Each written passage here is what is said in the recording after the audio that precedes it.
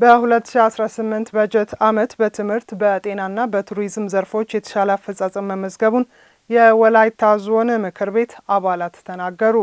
አባላቱ የተሻለ አፈጻጸም ያላቸው ተግባራት ተጠናክረው እንዲቀጥሉ አሳስበው በቀጣይ ትኩረት የሚሹ ጉዳዮችንም አመላክተዋል።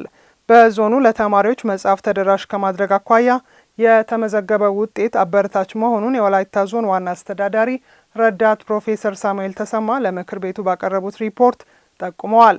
ፍሬት ተስፋዬ ዝርዝር አላት። የወላይታ ዞን ምክር ቤት አራተኛ ዙር 14ኛ የስራ ዘመን አንደኛ መደበኛ ጉባኤውን እያካሄደ ባለበት መድረክ የምክር ቤት አባላት የህዝብ ተወካይ እንደመሆኑ መጠን ለማህበረሰብ ታቅደው የሚሰሩ ተግባራትን የመከታተል ኃላፊነት ያለባቸው መሆኑ ተመላክቷል። በጉባኤው ላይ የወላይታ ዞን ዋና አስተዳዳሪ ረዳት ፕሮፌሰር ሳሙኤል ተሰማ በ2018 በጀት ዓመት በዞኑ ባሉት ትምህርት ቤቶች የሚገኙ ተማሪዎች የተሻለ ውጤት እንዲያስመዘግቡ ጥረት መደረጉን አመላክተዋል።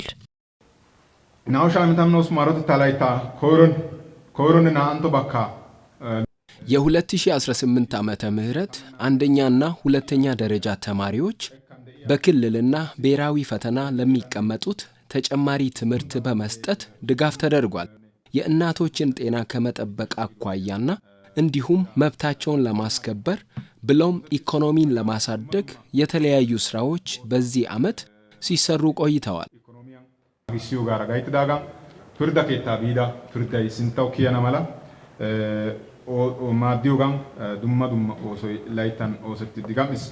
በማህበራዊ ዘርፍ በተለይም በትምህርት ከተማሪዎች ውጤት መሻሻል ጋርና በጤናው ዘርፍ ደግሞ ከመድኃኒት አቅርቦት ጋር ተያይዞ ህዝቡ ሮሮ ሲያሰማ የነበረውን በ2018 በጀት ዓመት ለማሻሻል በተደረገው ጥረት መሻሻሎች መታየታቸውን ያነሱት የምክር ቤቱ አባላት በቱሪዝም ዘርፍ ላይ ጥሩ ጅማሬዎች መኖራቸውንም አንስተዋል። የመጽሐፍ ተደራሽነትን በየክፍል ከጊዜ ወደ ጊዜ ያው መሻሻሎች እንዳሉ በሪፖርት ውስጥ ተመላክቷልና እሱ ከትምህርት አንጻር ጥሩ ነገሮች አሉ። የትምህርት አሰጣጥ ከዞንም ጀምሮ የድጋፍና የክትትል ስራዎች እየተሰሩ ይገኛሉ። ሞር ደግሞ ብዙ ክትትል የሚጠበቅባቸው ስራዎች ይኖራሉ። ያው እንደ ወላይታ ዋናው የያዝነው የኛ ጥሩ ነገር አለን ብለን የምንለው ትምህርት ነው። በትምህርት ደግሞ ከሾቅን ወደ ኋላ ከቀርን ሌላ የምንወስደው ወይም የምንጨብጠው ነገር ስለሌለ ትምህርት ላይ ብዙ ስራዎች መሰራት እንዳለባቸው ከምክር ቤት አባላትም ጥያቄዎችና ሀሳቦችም እየተነሱ ስለሆኑ እሱ እነዚያን ተጠናክረው መቀጠል እንዳለባቸው ሀሳቦች እየተነሱ ይገኛሉ። በትምህርት ላይ ሌላ ጊዜ 12ኛ ክፍል ሌላ ቦታ ሲፈተን ድጋፍ አልነበረም። ዘንድሮ ጥሩ አፈጻጸም አለ። ከአንድ እስከ 6ኛ ክፍል ያለው ተማሪ ጥሩ ነው። በሁለተኛ ደረጃ ትምህርት ያለው አፈጻጸሙ ከሌላው ዓመት የተሻለና ጥሩ ክትትል የተደረገ መንግስትም ድጋፍ ያደረገ ዘንድሮ ጥሩ መንገድ ተሰርቶ እያንዳንዱ ብዙ 400 ምናምን አጎበኞችን አስጎበኝቶ ውጤት ያስመዘገበ ነው። ሌላው ታዋቂ ሽማግሌዎች ወይም እንደ ከወጦና ሐውልትም በጥሩ ሁኔታ ተሰርቶ እያንዳንዱ አሁን ህዝቡ በጥሩ ሁኔታ ለትምህርታዊ የሆነ ነገር ተሰርቶ ደስ የሚል ቱሪስት ማዳረሻዎች ተሰርቷል። የምክር ቤት አባላቱ በበጀት ዓመቱ በማህበራዊ ዘርፍ የተሻለ አፈጻጸም ያላቸውን ከማጠናከር ባሻገር ትኩረት የሚሹ ጉዳዮችንም አመላክተዋል። የህፃናትን እና የሴቶችን መብት ከማስጠበቅ አንጻር ጥቅማቸው እንዲከበር የማድረግ አንጻር የዲሞክራሲ ወይም እነሱ የራሳቸውን መብት ኢንተርቴይን እንዲያደርጉ ከማድረግም አንጻር እየተሰሩ ያሉ ስራዎች ተስፋ ሰጪ ናቸው። ዋጋ የሚጨምሩ የግል ትምህርት ተቋማት አሉ። ስፔሻሊ ከአንደኛ ወይም ከመደበኛ ትምህርት ቤት ጀምሮ እስከ 12ኛ ድረስ ባሉ ትምህርት ቤቶች ዋጋ የሚጨምሩ አሉ። እነዚህን ክትትል ማድረግ ያስፈልጋል። እያንዳንዱ ወረዳ ላይ ጥሩ ቦታዎች አሉ። አሁን ቱሪስት መዳረሻ የሚሆኑ ሰዎች እነሱ ላይ አንደኛ የህዝብ መናፈሻ ማይከሎች ህዝብ የሚውሉበትን አጠቃላይ ስራዎች እንዲሰሩ አቅጣጫ አስቀምጧል ምክር ቤቱ። እነኚህ ከሆኑ ጠቅለል ባለ ሁኔታ ጥሩ ስራ ይሰራል ብለን ነው የምንገምተው። እንደ ዞን በትምህርት ዘርፍ ለተማሪዎች መጽሐፍ የማዳረስና የትምህርት ቤት ምገባ ፕሮግራም በቆላማ አካባቢዎች መከናወኑን ያነሱት የወላይታ ዞን ምክር ቤት የሴቶች ወጣቶችና ማህበራዊ ጉዳይ ቋሚ ኮሚቴ ሰብሳቢ ወይዘሮ ለምለም ጭናሾ በጤናው የደም አሰባሰብ የተሻለ አፈጻጸም መመስገቡን ጠቅሰዋል። መድኃኒት እጥረት ጋር ሰዎች የመድኃኒት ውድነት እየተቸገሩ ያሉበት ጊዜ ሆኖ ቆይቶ አሁን ላይ ደግሞ የማህበረሰብ ፋርማሲ በየመዋቅሮች ተገንብቶ መድኃኒት እንዲሟላ ተደርጎ አሁን ማህበረሰባችን በሰፊው መድኃኒቶችን እያገኙ ያሉበት በመዋቅሮች ሁሉ ላይ ፋርማሲ እንዲኖር የተደረገበት ሂደት ነው ያለውና የጤና ስራም እጅግ የተሻለ ሆኖ ነው የተገኘው። ሌላው ከቱሪዝም አንጻር ደግሞ ከዚህ በፊት የቱሪዝም መዳረሻ መስህቦች ያሉበት አካባቢ እጅግ በጣም ግልጽም ያልነበረበት ለመውረድ ለመሄድም ለመጎብኘትም ችግር ያለበት ሆኖ የቆየበትን አሁን መንግስትም መዋቅሮችም ሁሉ ተሰብስበው በመተባበር መዳረሻዎችን እያለሙ ያሉበት እንደ መንግስትም መንግስት ኢኒሼቲቭ አድርጎ ያስቀመጠውን አቅጣጫ በመያዝ በየመዋቅሮች ያሉ የቱሪስት መስህቦች መዳረሻቸው እየለማበት ያለ ሂደት ነው ያለውና ሌሎችም በዚህ መልክ በሴቶችም በወጣቱም ዘርፍ በጎ ስራዎች ጥሩ እየተሰሩ ያሉበት ጊዜ ነው። እንደዚህም ሆኖ ያው ጥሩ ስራ እየተሰራ እንዳለ ነው እንደ ዘንድሮ የገመገም ነው። እንደ ዘርፍ የመምህራን እጥረት እንዳለ ነው እየተነሳ ያለውና ለቀጣይ መንግስት ለነኚህ ተማሪዎች የሚመጥን መምህር አሰልጥኖ ማዘጋጀቱም ከመቅጠርም አንፃር ጥረት ቢደረግ የሚለውን ለማስቀመጥ ነው።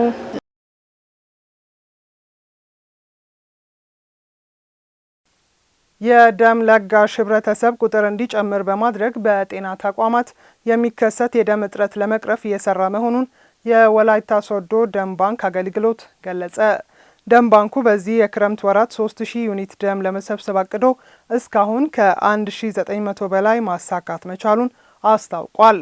የወላይታ ሶዶ ደም ባንክ አገልግሎት መስጠትን መች እንደጀመረና አሁንስ በምን አይነት አቋም ላይ እንደሚገኝ ሂሩት የምሩ ተከታዩን ጥንቅር አዘጋጅታለች።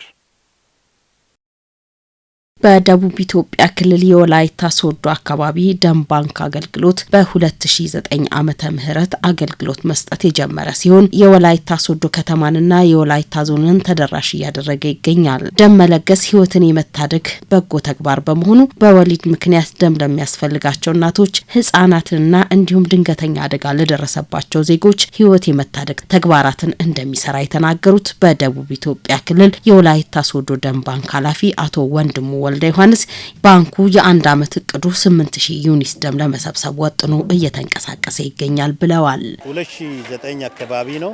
ደቡብ ኢትዮጵያ ክልል ውስጥ ወደ 5 ደም ባንኮች አሉ። አንደኛው የወላይታ አካባቢ ነው። በአሁኑ ሰዓት ሶዶ ሪጂዮ ፖሊታንት ከተማንና ወላይታ ዞንን እያገለገለ ይገኛል። የተመሰረተው 2009 በእኛ አቆጣጠር። ባንክ የአመት እቅድ ወደ 8000 ገደማ ነው። ከዛ በደንብ የመንግስት አመራሮቹ ህዝብን በጣም ደግፎናል። ደም ባንኩ በዚሁ የክረምት ወራት 3000 ዩኒት ደም ለመሰብሰብ አቅዶ ከ1900 በላይ ዩኒት ደም መሰብሰብ መቻሉን የጠቆሙት አቶ ወንድሙ አንድ ደም ከተወሰደ አገልግሎት ላይ የሚውለው ለ35 ቀናት ብቻ በመሆኑ የሚወሰደውን ደም እጥረት ለሚታይባቸው ሆስፒታሎች የማዳረስ ስራ እንደሚሰራ ነው የተናገሩት። በዚህ ክረምት አንድ ወር መተናል።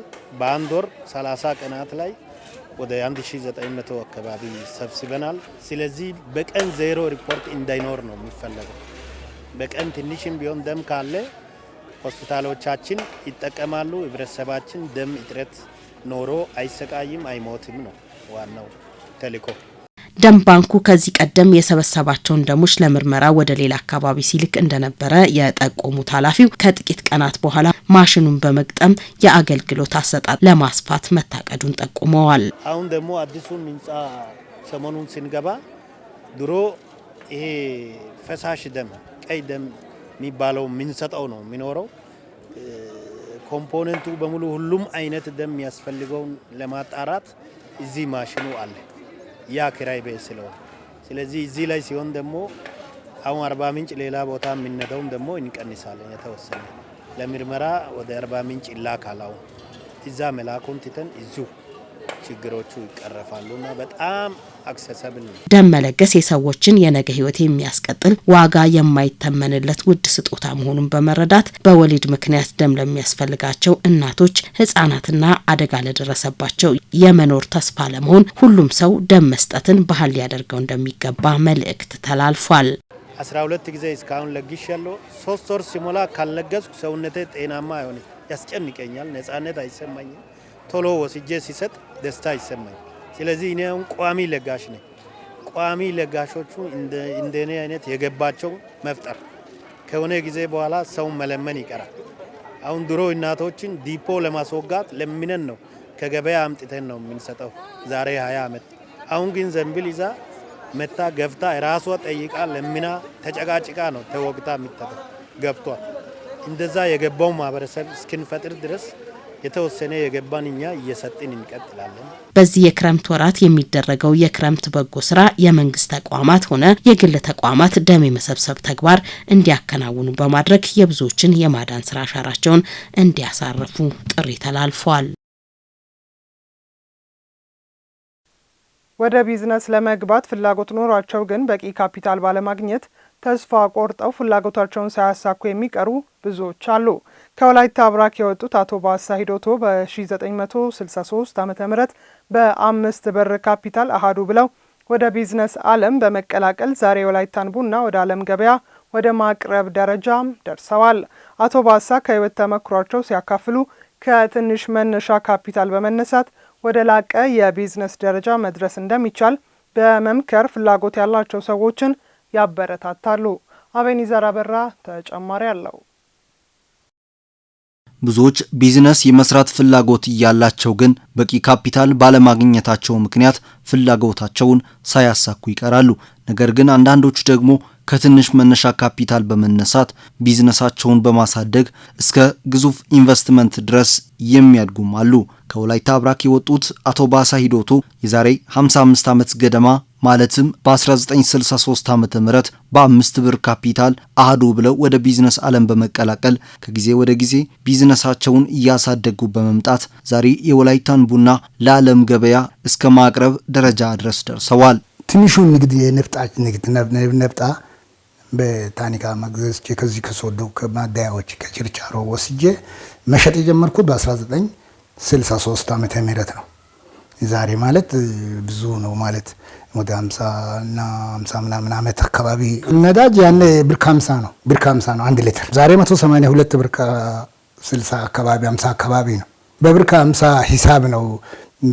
ከዚህ ገዝተን ሎሚናት የምትባለው ሎሚናት አለች። ሎሚናቷን ለ10 ሳንቲም 2 ሎሚናት እየሰጠን ነበር። ያኔ ምንም ካፒታል የለንም። ምንም ካፒታል ቢኖረን ቢበዛ ያለን ካፒታል 3 ብር 4 ብር 5 ብር ነው።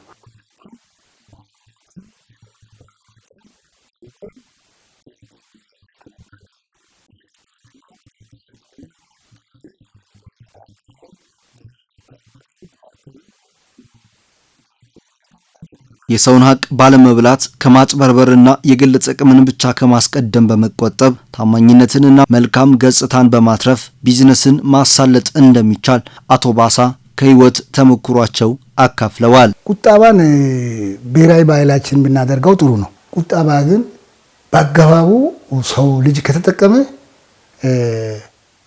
አባካኝ ካልሆነ አሉባሌ ቦታ ላይ ገንዘቡን ካላፈሰሰ ጥቅም ያስገኛል ብሎ በሚያምነው አካባቢ ብቻ ታርጌት አድርጎ መስራትን ይፈልጋል። በዛ ልክ እየቆጠበን ማደጉ መኖሩ አንደኛ ቶሎ ብለህ ታድጋለህ። ገንዘብም ቢሆን አገባቡ ላይ አስቀምጠ አንዱን ከአንዱ ጋር ሳታጠፋ ሳታባክን ካስቀመጥክ ከቀን ወደ ቀን እያደገ ይሄዳል።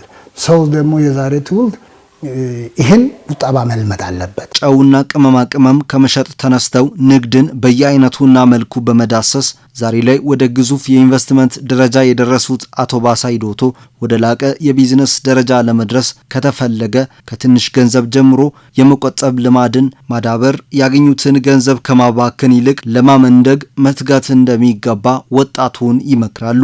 የሰው ሀቅ እንዳይገባ 5 ሳንቲምን በሚዛን እንዳይሰርቅ ሚዛን ኪሎ እንዳይሰርቅ። ሚዛን ኪሎ የሰረቀው ዋጋ በእግዚአብሔርም ዋጋ የለውም፣ ይሳደባል። በእግዚአብሔር ቃልም ኪሎ ያለ መስረቅ ትክክለኛ ሚዛን መዝኖ ማስረከብ ያለበት ነው። ሰው ላይ ታማኝ መሆን፣ ግልጽ መሆን፣ የሰውን ሀቅ ደግሞ ያለ መፈለግ በሰው ምስክርነት ሲሰጥ ገበያ ላይ ቢታይ ጥሩ ነው። ከዚህ በተጨማሪ ስራን አለመለጎም፣ ዝቅ ብሎ መስራት፣ የተሰጠውን ስራ አክብሮ መከወን ከራስ አልፎ ለልጅ ልጅ የሚተርፍና ዋስትና ያለው ህይወት ለመኖር እንደሚያስችል አቶ ባሳ በምክራቸው አስምረዋል። ምንም ቢሆን ስራ ላይ ሰው አትስራ ቢልም ስራ ላይ ጨካኝ መሆን አለበት። በእኛ አባባል አለ፣ አንድ በእኛ በወላይታ አባባል አለ። አሲ አጋጊዶ ባካ አጋሽን አሲ አጋጊዶ ባን ካታቆሉን ከርተ ቢተጨደዳ አታ የገዳ ኦቲሮ አጎፓ አገስ።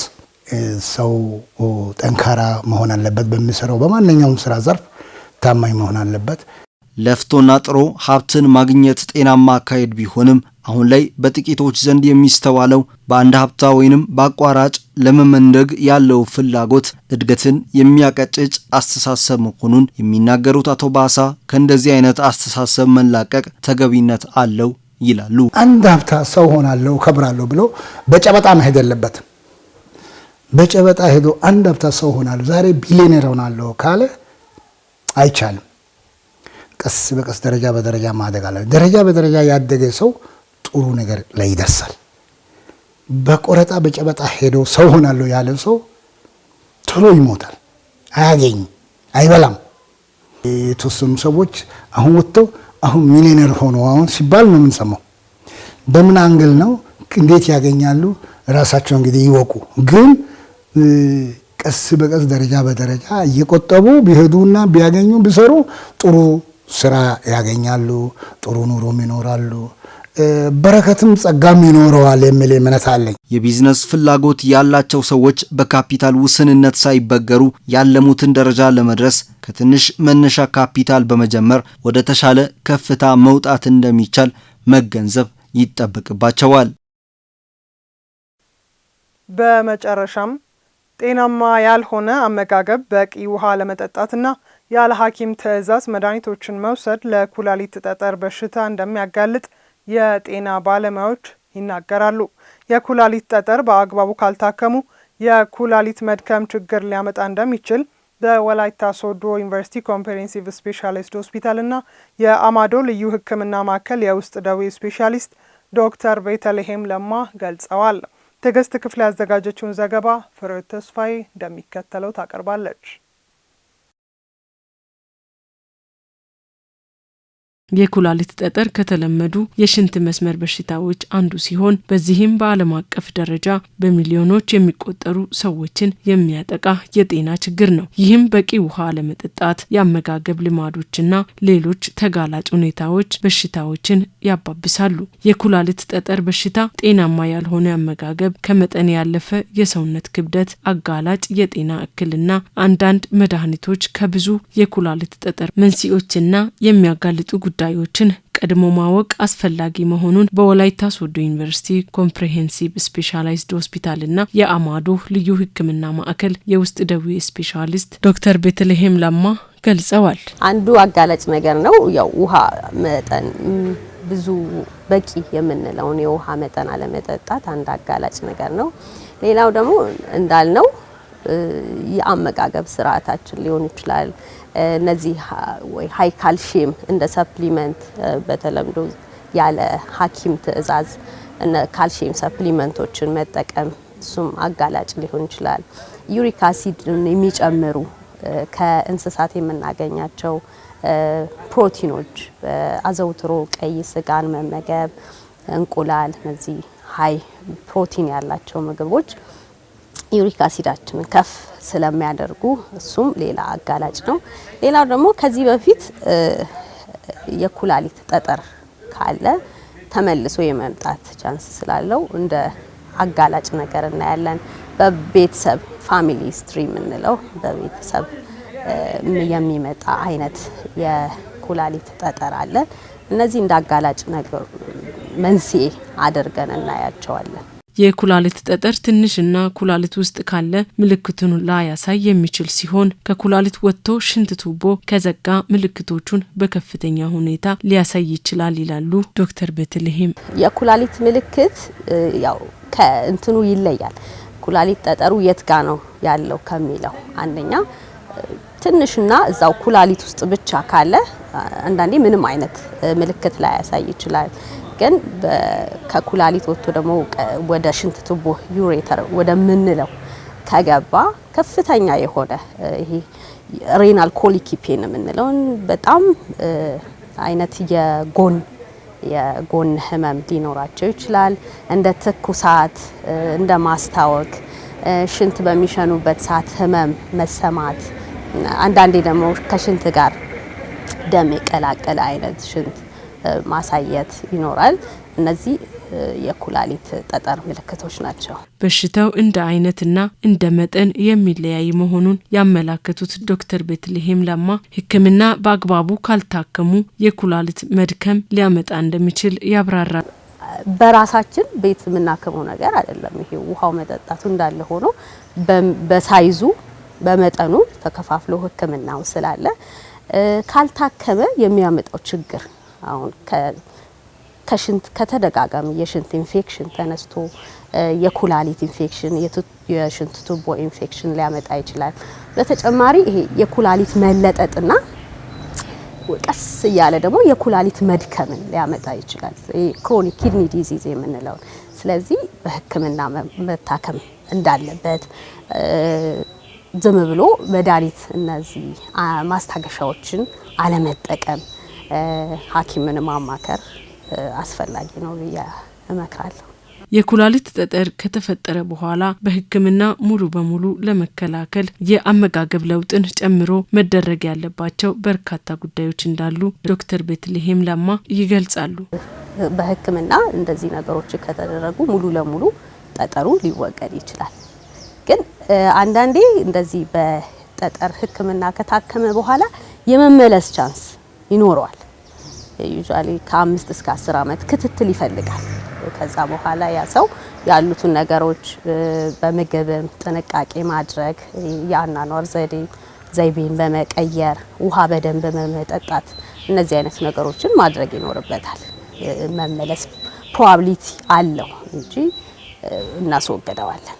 የኩላሊት ጠጠሩ መጠን ትልቅ ከሆነ ጠጠሩን የማስወገጃ መንገዶችን የሚያስረዱ ስለሚሆን ምልክቶች ከታዩ በፍጥነት ወደ ጤና ተቋም መሄድ አስፈላጊ ነው።